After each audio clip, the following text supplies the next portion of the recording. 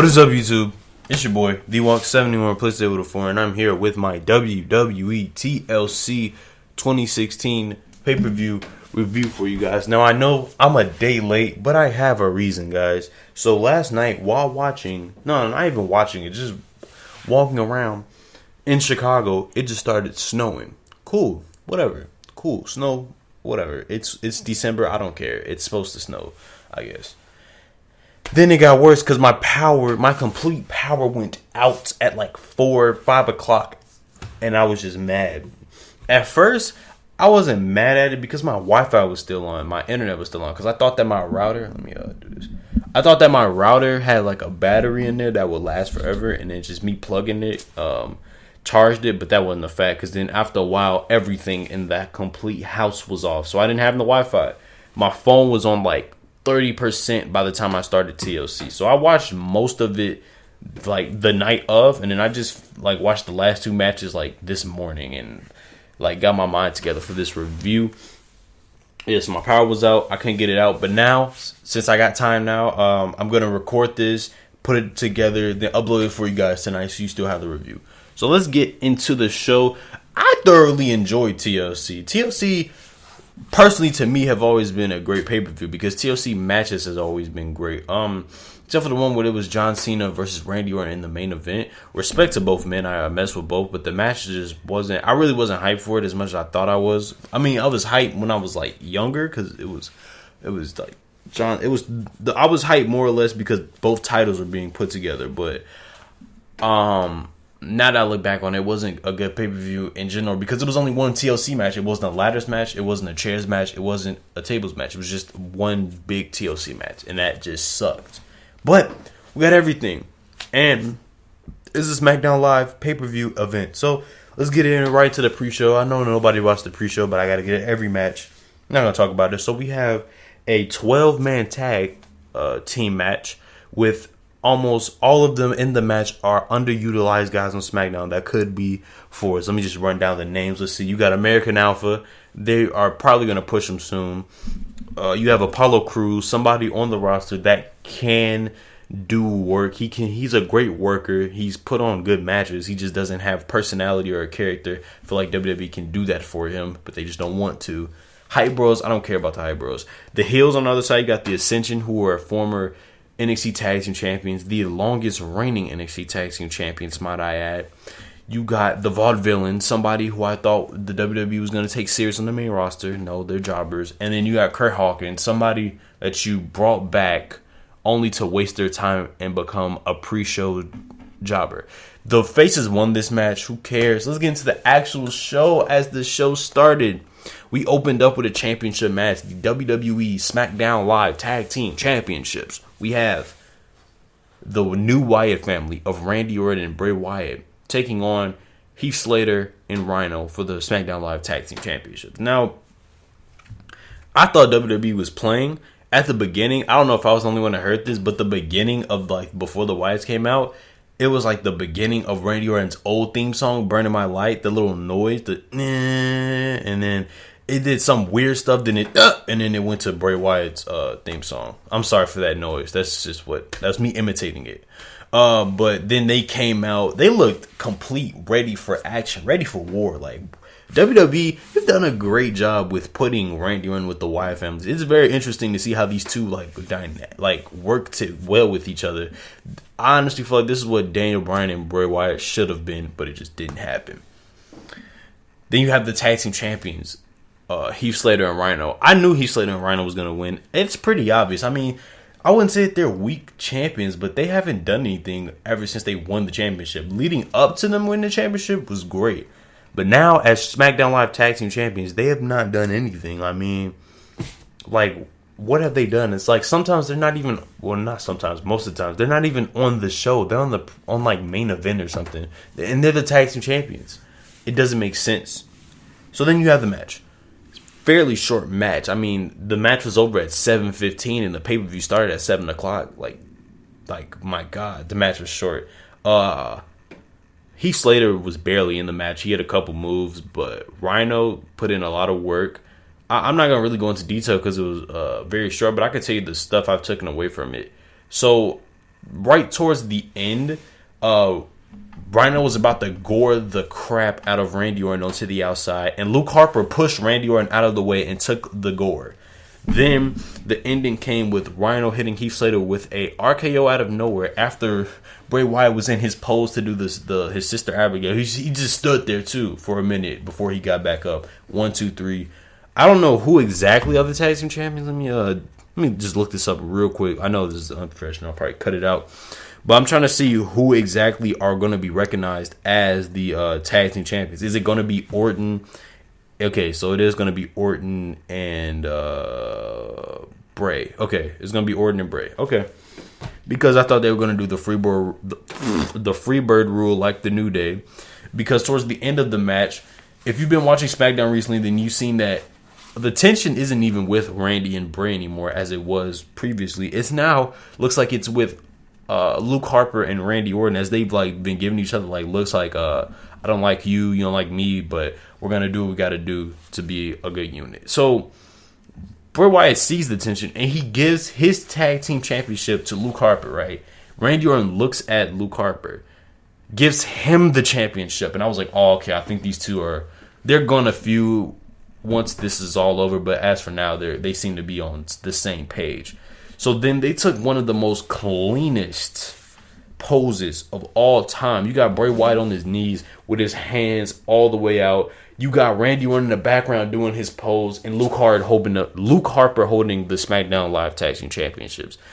That was clean. Like that was nice. Like the Wyatt family are like good. It's good to see that SmackDown is pushing Bray Wyatt so that we can get more Bray Wyatt, because before he was losing major matches and stuff. But it's good to see that Bray Wyatt is starting to get this little push he's getting on SmackDown. So then the next match we had the first of the two women's matches tonight. We had Nikki Bella taking on Carmella in a no DQ match. And honestly, this match was alright. I mean, it needed more time because the rest of the matches after this, the other gimmick matches, had time. But this match didn't really have too much time. It was short, but it was alright. I mean, I expect a little bit more other than them using a kendo stick and a fire extinguisher, as it is a no DQ match. Like, and by the way, these two have been like going against each other, how much they hate each other. This should have been like a I hate you match. Like when I was expecting this to be like the Charlotte and Sasha match from Raw, their False Count Anywhere match where they just beat the crap out of each other with a kendo stick. And they hit each other with it, but I don't think it was enough.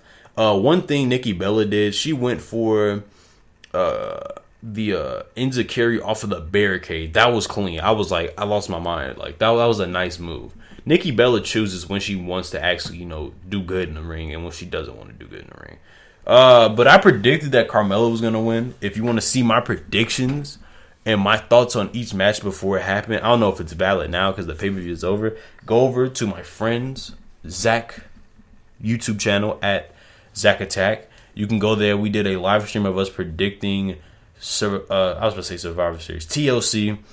And I predicted Carmella was going to win because if Carmella wins, it does more for her because she gets that big victory over somebody like Nikki Bella. Because now, since Nikki Bella won this match, it's like Carmella, she has to go find somebody else to compete with so she can get a big win. Because all Carmella needs is one big win and she can carry herself on. She hasn't had a big win yet, so she can't really say anything. She lost twice. Nikki Bella won. She sprayed Carmella with an oxygen tank. Fire extinguisher tank. The whole thing. And then she did something and then pinned her. 1, 2, 3. She won. Then after the match, Carmella says that I'm not the one who attacked you at Survivor Series. It was Natalya. I'm not surprised it was Natalya because last time I checked, Natalya was supposed to be a heel. The last match she wrestled, other than the Survivor Series match, she was a heel. So I'm not surprised that it would be Natalya. I don't know if WWE quietly made her face or what did they do, but she's supposed to be a heel. Then after that, we got the first gimmick match. We got the ladder match between The Miz and Dolph Ziggler for the Intercontinental Championship match. Ladder matches will always be synonymous with the Intercontinental Championship match, as the first ladder match in WWE was for the Intercontinental Championship match with Razor Ramon and Shawn Michaels at WrestleMania 10. Great match. This match was good too. The Miz destroying Dolph Ziggler's leg, to the Miz even messing himself up when he was hanging off of the championship and then he fell on his leg. He almost cursed too. It was crazy. Dolph Ziggler tried to come back, but the Miz just kept attacking. He even put Dolph Ziggler into a figure four on a ladder, like put his leg through a ladder rung and then put him in a figure four. I was like, whoa, this man Miz is just not having it today. He even powerbombed Dolph Ziggler onto a ladder that was like in between the ropes and a turnbuckle. It was crazy. The ending of this match consisted of, so Dolph Ziggler headbutt the living crap out of the Miz like 2-3 times, like he did at WrestleMania with Daniel Bryan before he lost. Headbutt him. He'd start touching the title. Looked like he was about to grab the title off of the championship rung, whatever they hang the championship on. The Miz climbs back up and kicks Dolph Ziggler in the nuts twice, and then pushes him off the ladder. Or Dolph Ziggler fell off, something like that. Miz unhooked. The Intercontinental Championship retains. Boom. This is supposed to be the final battle between these two, and this felt like the final battle with them putting it all on the line, risking themselves, doing permanent injuries with their legs, risking it all for the Intercontinental Championship match. I enjoyed this. I appreciate both of them for doing this, for performing this incredible match. You have the Miz. He was getting more cheers than the Dolph Ziggler, and the Miz is supposed to be the heel, so he had to remind the fans that you're not supposed to cheer for me. So after the match, he says that Dolph Ziggler is a loser. Everyone in Dallas are losers. He's a winner.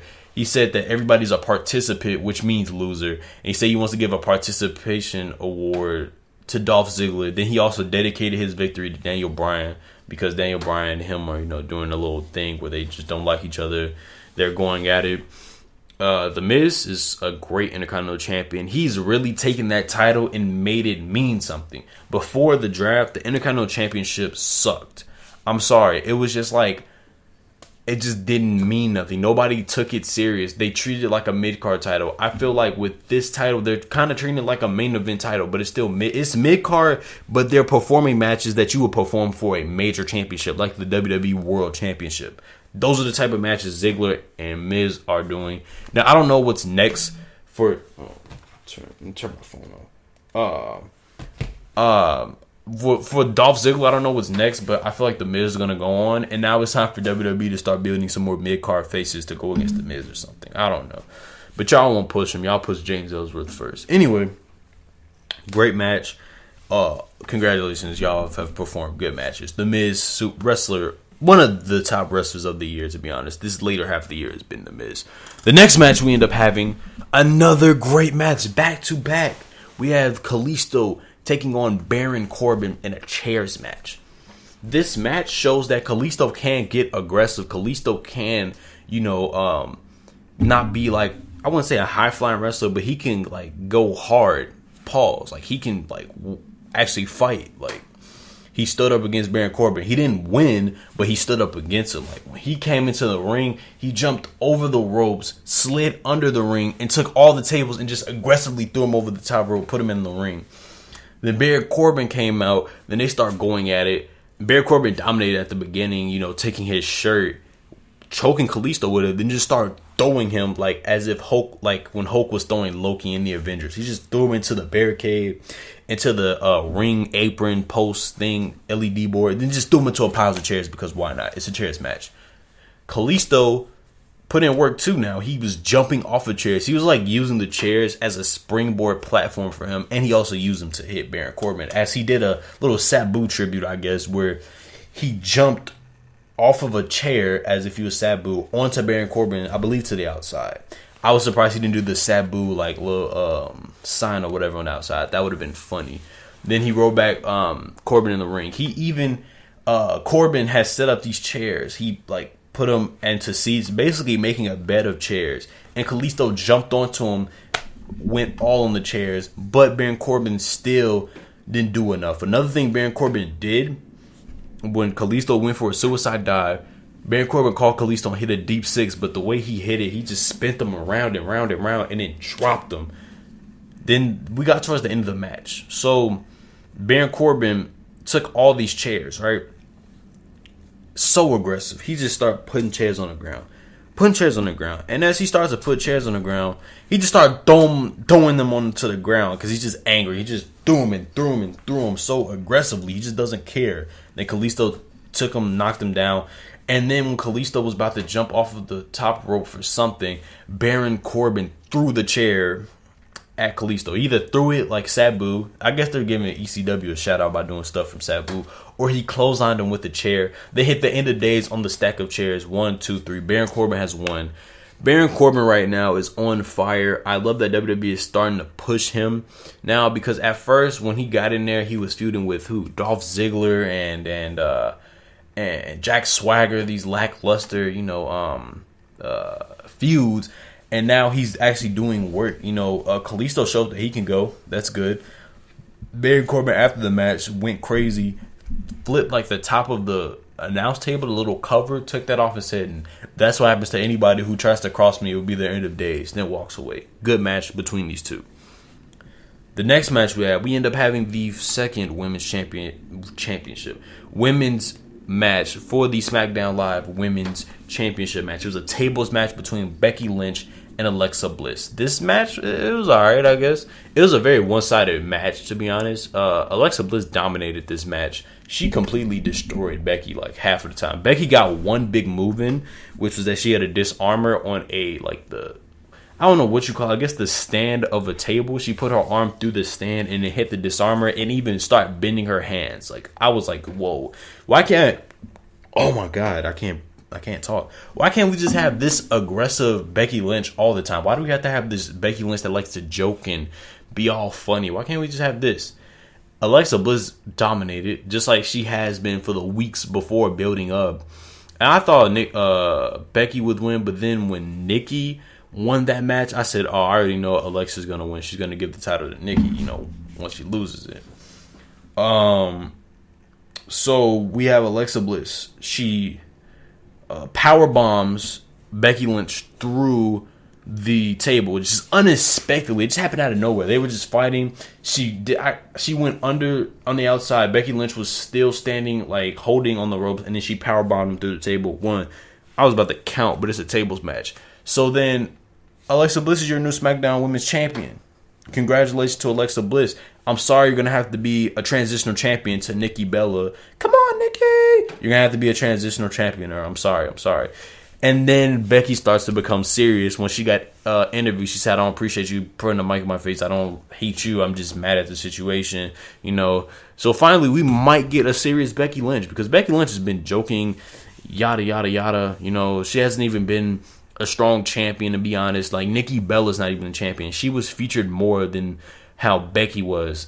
Like, go back to Survivor Series. Charlotte led the Raw team because she's the champion. Nikki Bella led the SmackDown the team, and she wasn't even champion. Like, I don't know what's gonna happen, but we all know Alexa Bliss is gonna transition and bring that title right back to the Bellas.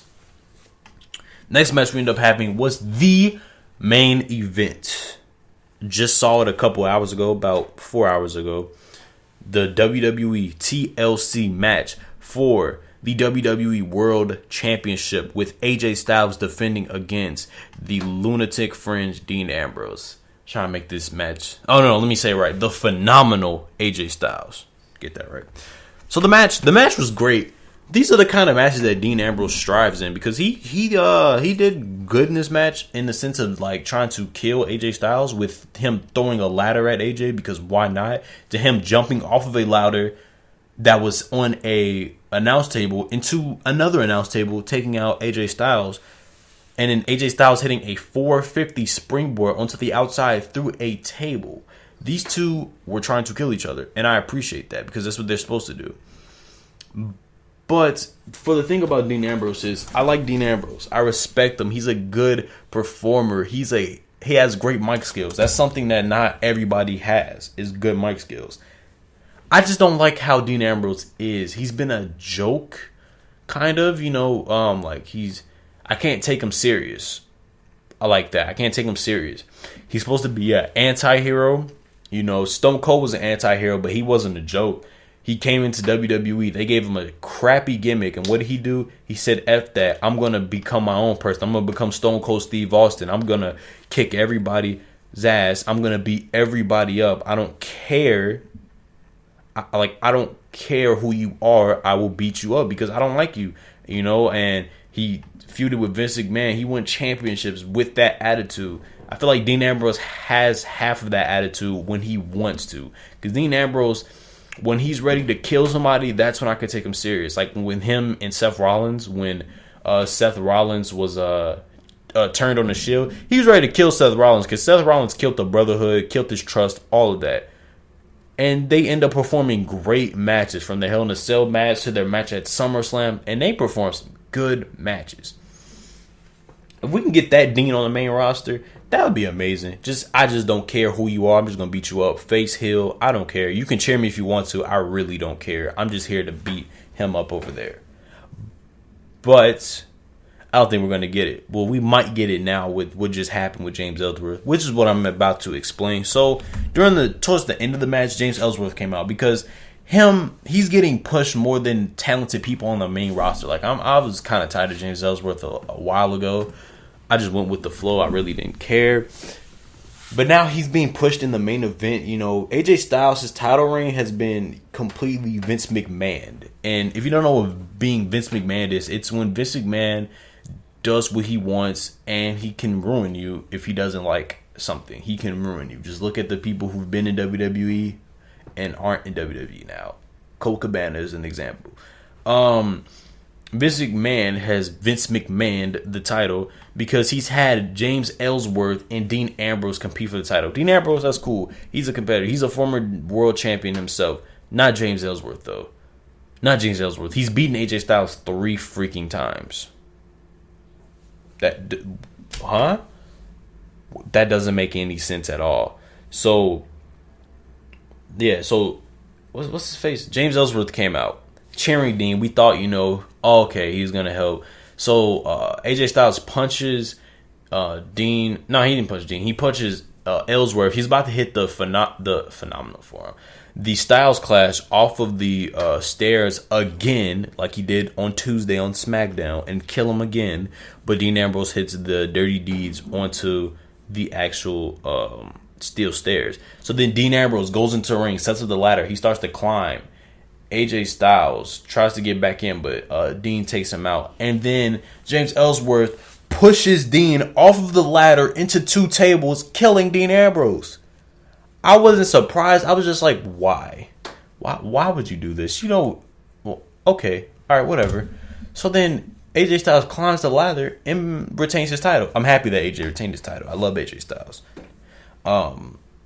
And then he's just celebrating with AJ Styles as if AJ Styles didn't just kill him last week by hitting him with Styles Clash off of the stairs, to him just always beating up James Ellsworth. Why? So then I watched Talking Smack, and he hit his idea, his heel persona is like, why? It was no point in him turning heel. So he has this heel persona where he feels like he's still a good guy in his eyes. That's just who he is. So he's talking. He's like, yeah, I pushed Dean off. I mean, I have an opportunity. I can beat AJ Styles for the world championship. I guess he wants to ensure that AJ Styles is the champion. That's why he pushed him off. I guess that makes sense. Yeah, me and Dean go way back. So when I win the championship, Dean will be the first person I give a title opportunity to. Okay. If you're going by that logic, the logic sucks. If Dean's been your friend since y'all go way back, why didn't he get you into the WWE? Why didn't he try to get you into the WWE? Why did you have to wait till you had the job for somebody to get into WWE? I'm just saying. But anyways, AJ Styles is gonna kill James Ellsworth on Tuesday for SmackDown, and then Dean Ambrose is gonna murder James Ellsworth. He's gonna put him through 3 tables, hit him with all the chairs, throw a ladder at him. I don't know, hit him with the Dirty Deeds onto the stage, because why not? Yeah, so that was WWE TLC. Good show. I give it about an 8 out of 10. It was a nice show. I thoroughly enjoyed the show. Now let's see if WWE Roadblock End of Line, the Raw event, will be anything like this, because I don't think so. Like, comment, favorite, subscribe. Do what you do to support me. Make sure that you're subscribed because YouTube is really messing up this year. I guess they're showing that whenever like some videos are not being in people's sub boxes because YouTube stays broke. They stay broke. And whenever somebody uploads a video, which is why I'm scared to upload a video now, you lose subscribers. That doesn't make any sense. YouTube, fix it now. Stay woke, people. They stay broke. You stay woke. Like, comment, favorite, subscribe. Do what you do to support me. Follow me on all of my social media sites in the description down below. Make sure that you go check out my homie Zach Attack, Zach, whatever you want to call him, Zach Attack 2995. We done videos together. Watch his stuff. He does great videos too. Anyway, guys, I'm out. Peace.